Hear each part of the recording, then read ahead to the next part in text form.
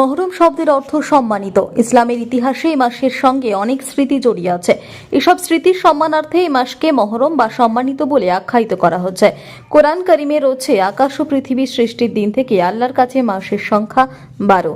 এর মধ্যে 4টি মাস সম্মানিত। হাদিসে মহরমকে সেহরুল্লাহ বা আল্লাহর মাস বলা হচ্ছে।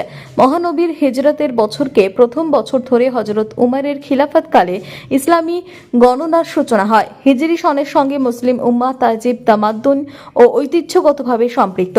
মুসলমানদের ধর্মীয় বিধিবিধান ও ইবাদত বন্দেগী চন্দ্র তারিখের সঙ্গে সম্পর্কিত। তাই আরবি তারিখ চর্চায় রাখার জন্য হিজরি নববর্ষ উদযাপন অত্যন্ত গুরুত্বপূর্ণ।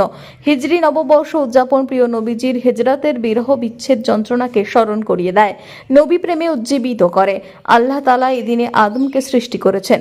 এদিনে নূহের প্লাবন সমাপ্ত হয়। এদিন ইব্রাহিম জালিম বাদশাহ নমরুদের অগ্নিকুণ্ড থেকে 40 দিন পর নিরাপদে মুক্তি পান। এদিন ইউনুস মাছের পেট থেকে মুক্তি পান। এই নিয়ে আইয়ুব রোগ মুক্তি লাভ করেন।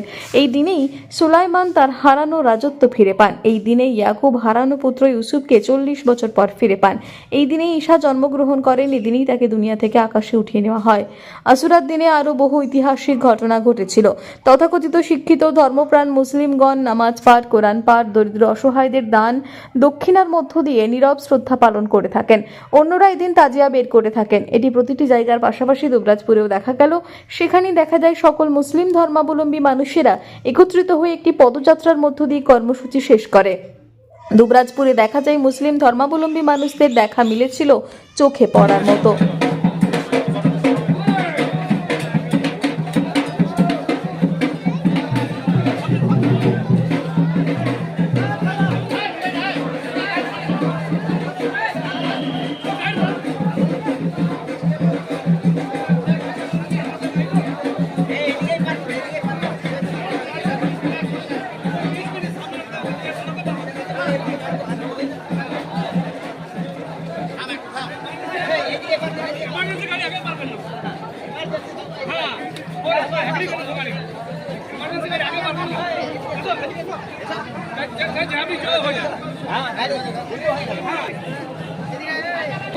পেরিং দেখ, তারপর যাবে থাকো।